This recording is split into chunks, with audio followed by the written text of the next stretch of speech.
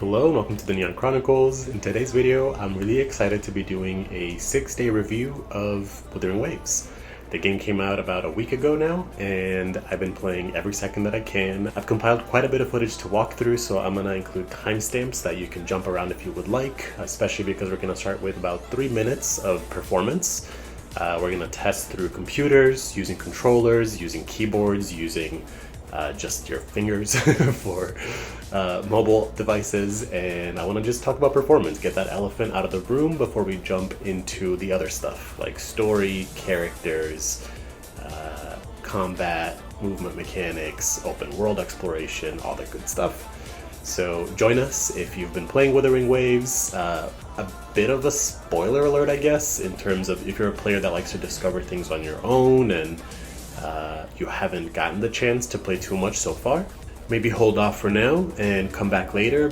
And if you love Wuthering Waves, if you are enjoying the game, if you have feedback to give for the game, leave those in the comment. Let's have a conversation about it. Let's let the devs know, right? This is Kuro Games that we're talking about, so we know that they're watching, we know that they're listening, we know that they're going to respond to it. I also want to start with a brief intro of who I am, why I like to do this stuff, and what kind of angle I'm coming from, because I think all reviews are biased based on what our perspectives are and what our past experiences might have been, and I want to share with you mine and why I do what I do. I'm a creative director. I have loved games since I was little, and I've kind of made it my life's goal to not lose that childlike essence. And so far so good. So with that in mind, let's get right into it. So I grew up between Brazil and Argentina. I had some school uniforms, good friends, loved Legos. I loved building things, and I used to draw big mansions where there were lots of rooms that you could play in. I loved being outside and playing with friends, but I think what I loved more was computers and technology. This was my first experience messing with computers with my dad when I was young, because we were upgrading the storage on one of our computers. And lastly, my very messy room that I used to share with my brother, and we would create things all night. And like a lot of kids from the 90s, my gateway drug into gaming and anime was definitely Pokemon. There were also other things that were really popular, mostly in Argentina, like Cardcaptor Sakura. It was a really cool anime where you collected different cards, and our school just went crazy for these cards in Argentina, where people were printing them out and selling them, and it was a really cool concept of collecting, kind of piggybacking off of things like Pokemon, but doing it in a different spin where they feel more like deities, and each one came with a pretty cool episode, you know, like The Power. Ooh, I remember this was a good episode, The Mist. From then on, I was obsessed, from the Game Boy Color, and which eventually became the Nintendo DS, which is what I still have now. Ugh, a little dirty. This was also when I had a Nintendo 64 before those would sell for like thousands of dollars. And then eventually I got into PlayStation, which this is where I got more into the Devil May Cry series, not shown here, but oops, this one's DS, but also a good game. Let's put that one in that pile. But these three highly influential. Heavenly Sword for the storytelling. I mean, the story in this game is really incredible in my opinion. I don't know how well it's aged now, but at the time, I remember this was maybe one of the first games that made me cry. Folklore, we'll cover it plenty in the video, but still love this game. And Oblivion just blew my mind for what you could do in an open world. So with all this in mind, it definitely feels like I'm the audience, but I want to take you back even further and start with the games that make me excited to play Wuthering Waves. So it all started with Nintendo 64 for me, with Super Mario 64, I think it's what it was called, and it was the first feeling of an open world. Jumping around, it just all felt very real.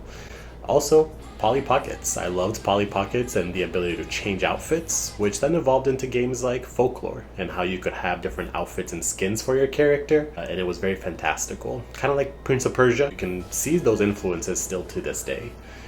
Also, parkour in games like Assassin's Creed were mind-blowing, and the fast-paced combat of Devil May Cry.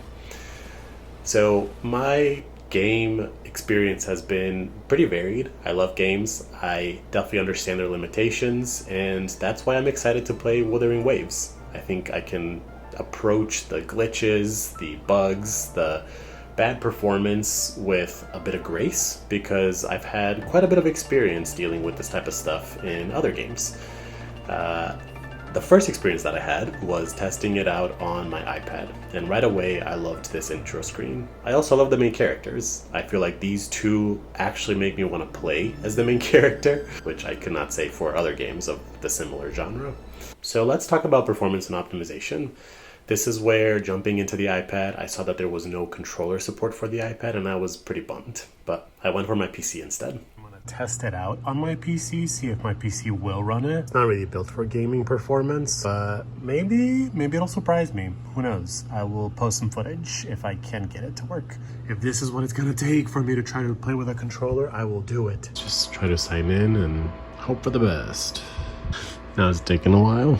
Nice. Okay, so we're in.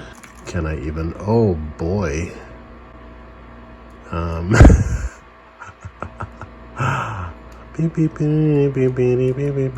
Oh, looks like when I move my mouse.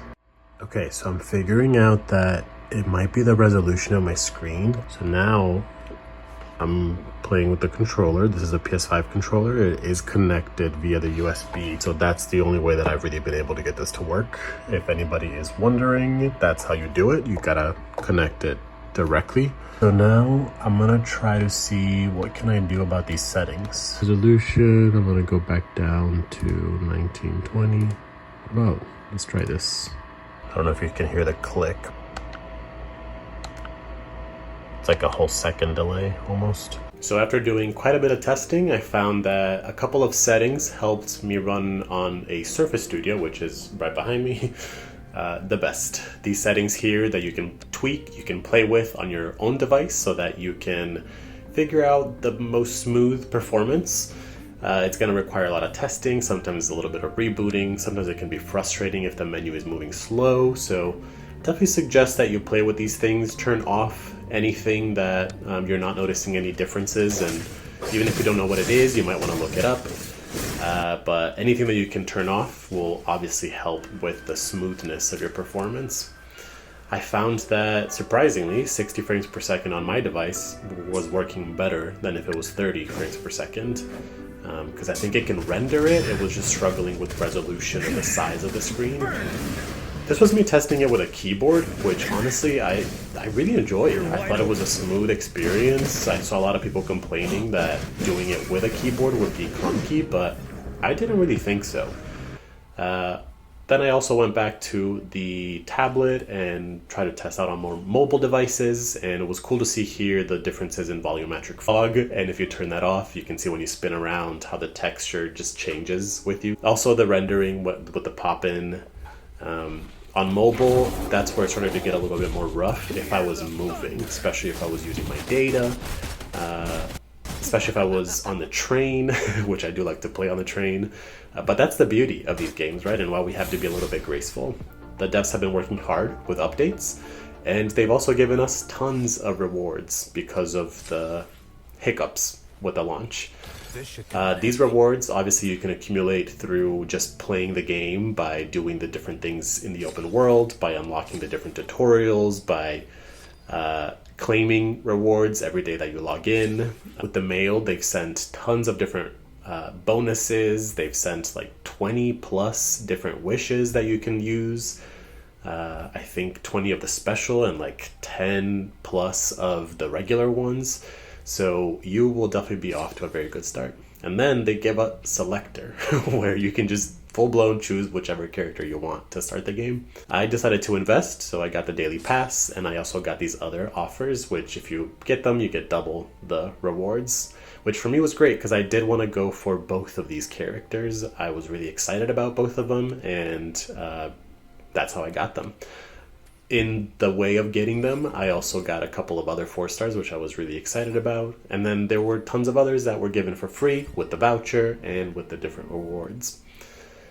As you can see here, collecting these characters, and you might also notice some of the pop-in with their faces, but collecting these characters was not difficult. A lot of them were free, a lot of them were unlockable through the rewards, especially if you get lucky. I kind of got unlucky, I thought, with Verena, because I got her at losing the 50-50 with Jiyan, unfortunately, but then kind of fortunately, because she's a good character. But that's another story. Also want to talk about piggybacking, and Before getting into piggybacking that Wuthering Waves is doing, I want to talk about piggybacking in general. Games have been doing this for ages, for forever. I mean, Pokemon does it with nature, right? With adaptation of natural things that you can understand what this creature is, even as it evolves. We also see it in games like Legend of Zelda, Breath of the Wild, open world formats where you have towers, different checkpoints that you unlock, and it opens up the map for you. We saw that too with Assassin's Creed. They've even pushed it further with the eagle view and being able to fly around as the eagle. Games like Genshin Impact, where it goes with the more lore-driven side of these ley lines, unlocking the map, but also having some sort of mystery and connection to the gods. And now in Wuthering Waves, the checkpoints that open up the map also serve as this beacon to help you keep your, I forget what they're calling this thing, but it's essentially your Pokeball. It like syncs up with the world data and unlocks a new region. Also want to talk about other piggybacks like the grunts. I mean, Pokemon has done this, right? Borderlands, Mad Max. It's this idea of living in the outskirts, the outriders, the people living in the borderlands, the badlands. So, you know, usually the oxygen is bad, so they wear masks. That's another one of those piggybacks. Where Genshin went with the hilly churls, they go with more of the grunts. Similar to Tower of Fantasy, except with more mature tones than the slapstick tone that Tower of Fantasy uses. Also, Folklore want to bring it back to that, and the ecosystem feel very similar to each other, and being able to capture them and then use them in combat, which was so nostalgic and beautiful. And then different sci-fi elements, especially from Tower of Fantasy, that I feel like they're piggybacking off of, especially here with Nanying. I loved the Nanying chapter for Tower of Fantasy. It really brought a lot of life for the game and more tension than we had seen in the past. And I'm excited to see, hopefully, similar levels of tension with Jiyan and the commander, who has disappeared. Much like Nanying had disappeared and then came back with an evil army. So I'm excited. I hope that they really take this into the next story chapter, or take it a little bit further, especially as we get to know these characters. I also want to talk about the menus and interfaces. This is another opportunity to piggyback, because if you have users that are already learning and struggling with menus in other games, why not just leverage the same thing? You don't want to reinvent the wheel here. I did experience quite a few glitches, as you saw with the pop-in, and the map was doing that awkward jerky thing, but everything else was not only beautiful in terms of the sound design and the transitions, the voice. I would love to see maybe more of the characters in the menu, like Genshin updated. But we also have things that they're piggybacking, like the synthesizers. Feels very similar to Honkai Star Rail. And I did really enjoy the camera mode. I liked being able to do this like asymmetrical view. I think I'm going to have a lot of fun with that. Also, the interfaces that open up when you are exploring the open world. I liked that these also piggyback off Genshin. Next, I want to talk about the story format, and this is where I might be an outlier. I've watched a couple of other reviews, and I've noticed that people have found the pacing to be a little slow or just a little clunky. And maybe my reference has just been Genshin Impact for so long now. And I do enjoy the bigger moments in Genshin Impact. I think they do a great job of that. And I thought that they executed that very well here in Wuthering Waves. They make even the smaller moments feel a little bit bigger. I especially enjoyed the bits where it got a little bit creepy. I think it's a great hook. It captures your attention, but it also makes you feel like, what the heck is going on, right? Like, are these characters good? Is this power good? Are the echoes and the fact that you can capture them without anything, is that a good thing? Also thought there were beautiful cutscenes that kept my focus. And then the introduction with the magistrate was really wonderful. It reminded me a little bit of Anastasia. And I don't know if y'all have seen that movie, but I'll reference a little bit here in the video. How everybody's just competing to talk with the magistrate and to talk to Sanhua. And they're trying to see if they're the special person. So pretty cool stuff. I also loved here where you get to play as eavesdropper with different NPCs having more voice acting. And of course we know we're the special ones. Grandma, it's me, Anastasia. So this is definitely why it reminded me of Anastasia, and because I have a lot of nostalgia for that movie, that was one of my favorite movies growing up, I really enjoyed this pacing. It also made me feel kind of tense and excited to meet Sanhua, which I love when they introduce characters off screen and then you get to meet them.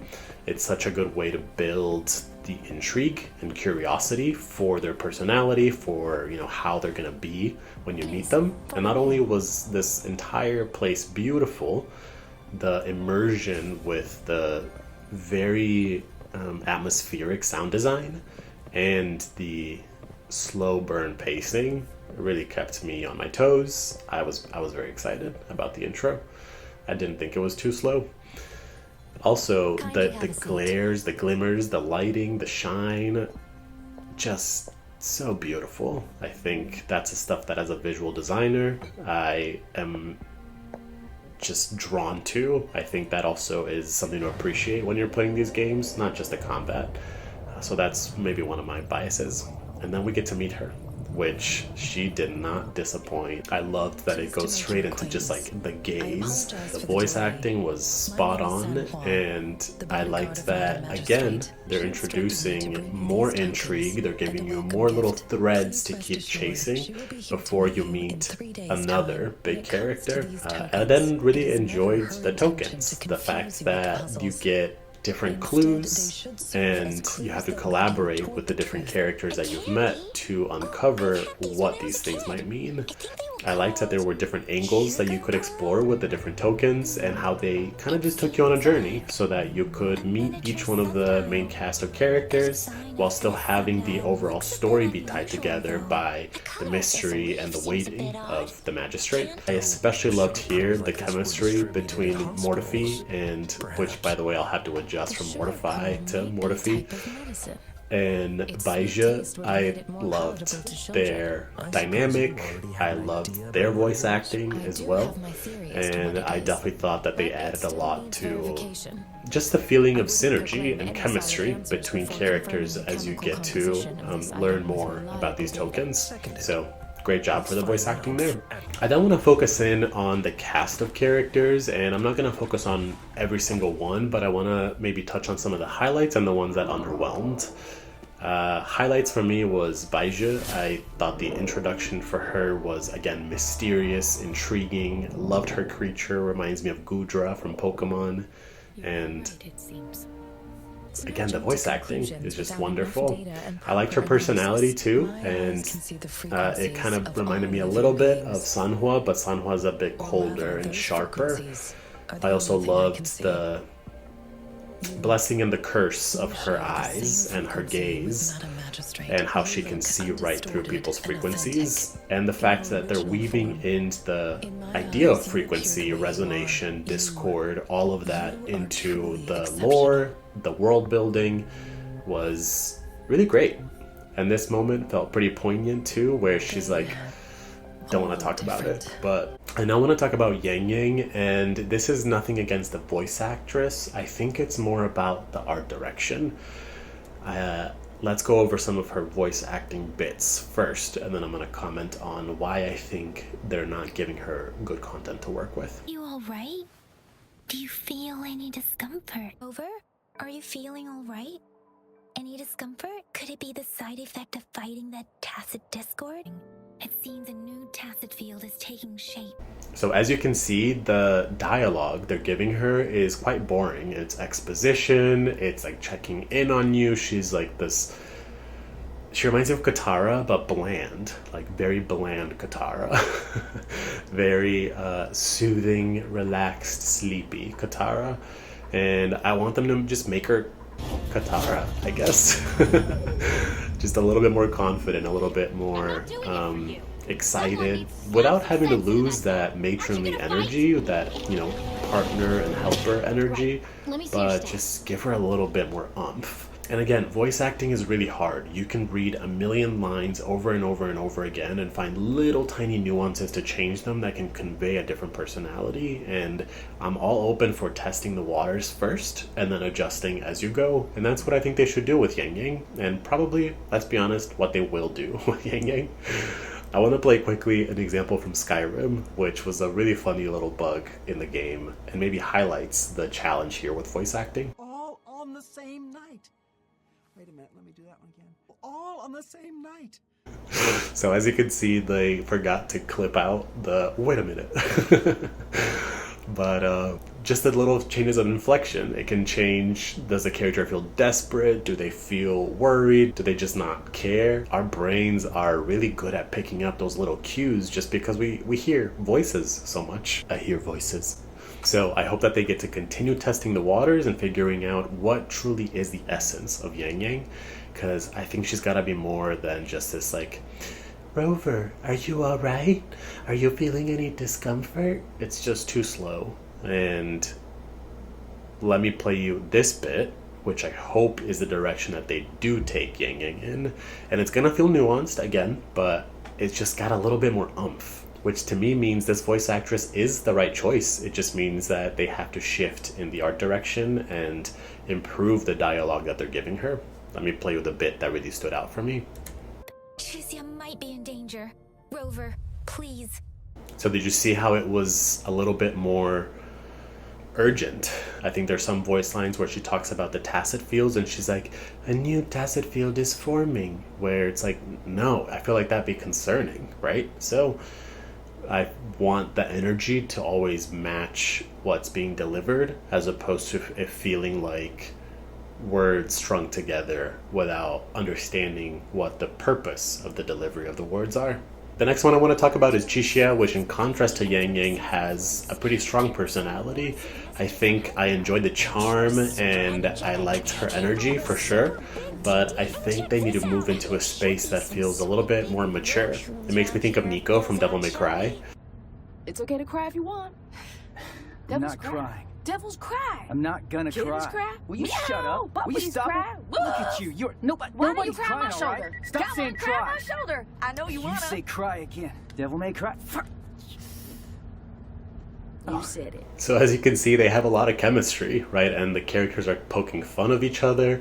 They don't have to use swear words, but we just love that energy of like roasting each other for a main character. It adds a lot more intrigue, especially if it's going to be characters that we're going to be with over and over. I don't want them to just be describing what to do next. I want them to have personalities that make them feel fleshed out and alive and exciting to be with, much like Nico. Next up, we have Jian, which I have very few complaints about him. I don't think I have any complaints about him. The voice acting was great. The introduction was super cool. I like that they're piggybacking and leveraging the eternal archetype of the Long. And the villains, oh my gosh. I don't want to get into spoilers, but very much like Harley Quinn and Joker, and with a spin that makes them feel unique. And then Ling Yang, which at first I was concerned about this character being boring or just kind of annoying, and the voice acting I think really captivated me, and that something in my brain just switched about him. I love the love that they're putting into this character and the effort. The intro showcase was beautiful. The overall essence of like returning to the reasons why you love to do the things you love to do. There's just something that's really beautiful for me about that. And then Alto was so charming, such a fun character. It's definitely one of those comedic relief type characters that brings a lot of life and joy into the game. For a game like this with tons of fast-paced combat, I think that comedic relief that is more mature is lovely.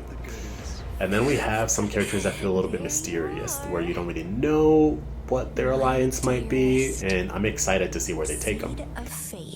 Next up, I want to talk about the movement mechanics, which this is one of the big differentiators for this game. I know that Tower of Fantasy has a lot of relics that make movement really fun, and they now have a lot of character abilities that make movement fun, but the quality, the snappiness, the smoothness of the movement, and the smoothness of the animations is just definitely on another level. Here, I think the quality feels wonderful. Like, check this out. This immediately made me think of Mario, the one that I referenced in the beginning. Parkour mechanics that reminded me of Assassin's Creed, like I said. The fact that you don't get stuck on little roofs like that. The ability to switch characters while you're in the water, and then while you're in the water also being able to just grapple your way out. I'm not going to show it here, but you can then also switch characters again while you're flying. And something that gets me excited are the utilities. I can't wait to see where they take this, especially with updates. The module on your terminal has been upgraded to the latest iteration. Now, all the utilities, including sensor, levitator, and grapple, should be fully functional. The only times where I struggled with the movement is when you're approaching things at kind of like an angle, where if you don't have your camera like facing the wall, it gets a little slidey. But I think you can make adjustments as a user when you play the game, and it actually builds a little bit of a learning curve where the better you get at moving around, the faster you'll be able to move, the less you'll get stuck in corners. I personally really enjoy when games do that because it requires that learning curve. Next up, let's talk about combat, and this is another place where it's just that beautiful synergy of the ecosystem that's so fun and kind of ridiculous sometimes. The flashiness of the animations, the diversity of the movesets, and the ability to change into the echoes for combat for either like defensive purposes or attack purposes, ability to use the grapple while you're moving around, and the sound design of things just like bursting. For the bursts, they can definitely take you into the really flashy territory, especially for characters like Jiyan. And I'm excited to see where they go with this for future characters. I also want to talk about the team gameplay because I think they're also doing this better than other gacha games. These characters, when you switch in and out of a character, they have intro and outro skills, and it makes them feel like they're actually collaborating in combat. You also have characters that are support characters, and they help you out even when they are off-field, like Mortefi. Love the switch in animation for him specifically, and Verena is another one. Honestly, just using Mortefi with any character I thought was extremely fun. Baizhi was another standout for me. She just feels like a Pokemon trainer. She's so cool. I like that you can move little Gudra around. Yeah, just super cool switching animations. Which leads us into the cool factor. They know how to make you feel really cool. From the actual abilities they've given these characters to just like the flashiness of the idle animations and how they end their movement mechanics. You also have the dodging and the parrying, which makes the combat feel extra flashy and fun and adds a layer to the combat that again makes it so that you have to really pay attention. You also have tons of VFX and beautiful sound design that adds to the immersion of the combat and makes it so that it feels very atmospheric. One of my favorite characters to play solo in the open world was Janshin. I mean, the shielding, the self-healing, this ability here, the fact that she can parry the guns with just like the force push, she was so fun to play. And maybe my other free standout was Baizhi. Again, I love the being able to move the characters around. Jiyan, super flashy, but maybe a little bit easy to play because he's so flashy. But I know that these games scale, the difficulty scales, so I'm anticipating that the abilities that feel overpowered now might not always feel overpowered in the future. Next, I want to talk about the camera angles, because this is a place where I don't know if it's maybe the mobile experience, the fact that you have to like tap the screen so many times to spin around. But on mobile, it definitely still had some moments where I can see where they're optimizing, right? Like with the blurring out shapes, with zooming in for like the wow moment. I definitely understand how we've landed here. And especially here with the addition of being able to see your character through large enemies. There's certain things about the camera angles that feel clunky and certain things that make you just feel extra cool. So I'm not too sure what the solution would be for fast-paced combat like this, because I actually enjoy how the camera follows you. But when it comes to things like this, where you have to just tap the screen so much and you have to like be careful and kind of sensitive about what you're doing, this was challenging, right? Especially like here where I have to tap. And you know if it was Genshin, she would just be like blown off the platform, but thank God they give her a little shield. And then there were moments like this where maybe the angle is too low and because of the little mounds and hills it gets in the way. Or here where the framing, it's so zoomed in where it's hard to see some stuff in your peripheral until you move past it. Over here too, with again the scrolling, I'd have to move around to be able to actually scroll because I don't have a third hand. So camera angles as a whole, I'm not too sure. I think there's some things that make the combat feel flashy and cool, and how it kind of zooms in the wild moments. I kind of like that, but there's also moments where it did get in the way and I just wanted to have a controller, something where I can more easily with analog sticks control it's just, I don't know why, I'm just more used to it, whereas opposed to like clawing at my screen to try to move the camera around. Next up, let's talk about some of the open world activities, which there is tons to do in the open world here. At least for a new user, somebody who's been playing for a week now, I have still not run out of things to do. And that's because I'm really pacing myself. I'm enjoying the scenery. I'm enjoying the stories. I'm not skipping through the dialogues. I'm actually reading the dialogue. It's fun to discover different things around the world, to discover different, what are they called? I forget what they called the thing, but I really enjoyed collecting different things around the world, breaking boxes to see what's inside. This one too was really cool, where you have to just like, it's like the snitch from Harry Potter. Also the animals, how they try to get you. I was like, oh, I know what you're trying to do here. I'm gonna wait for you to disappear. And of course, we got hunting. I also want to talk about the overall locations and biodiversity. I thought this was beautifully inspired by the shimmer from Annihilation. It felt unique and different from games like Genshin Impact and Tower of Fantasy, really kind of like stamping its own identity. And the transition from one biome to another, I thought was pretty rich, depending on your zone. Here, not so much. I thought this icy zone was maybe the most underwhelming of the entire map so far. This is where I started to think, oh, the world feels really empty. But then once you leave this zone, it is so lush and so beautiful. So I think this area specifically can use a lot more love, but other places, I mean, the main cities were beautiful. The architecture here is wonderful. The grapple moments are fun to play with. Here, like a little staircase moment. Just really fun stuff. Little collection. They just always have a little hook, something to keep you going. Also love the different zones. Like here's a lot more industrial. Here's a lot more post-apocalyptic. And the sound design, you know, as you're exploring, it gives you hints on when enemies are nearby. It's very atmospheric for that reason, and maybe a little bit more ambient than we expected. I also want to talk about the mini games and the puzzles, and this is where performance can really get in the way. Like here, my screen kind of froze before I started, so then I was completely thrown off.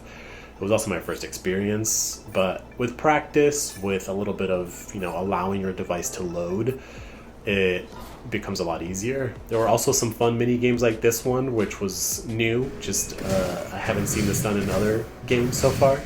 This one was maybe frustrating sometimes when the aiming just felt clunky, or sometimes I would click the wrong button on accident. Again, fat fingers. And then performance issues, just frame rate drops, but overall, and here's sound issues where it was like doing too many. Here we talked about, like, I had a bit of a struggle with the, like, actually catching the orbs. And then because I'm a little bit colorblind, I actually struggled a bit to see where I had to go. And I'll be honest, this was more user error than I think their error.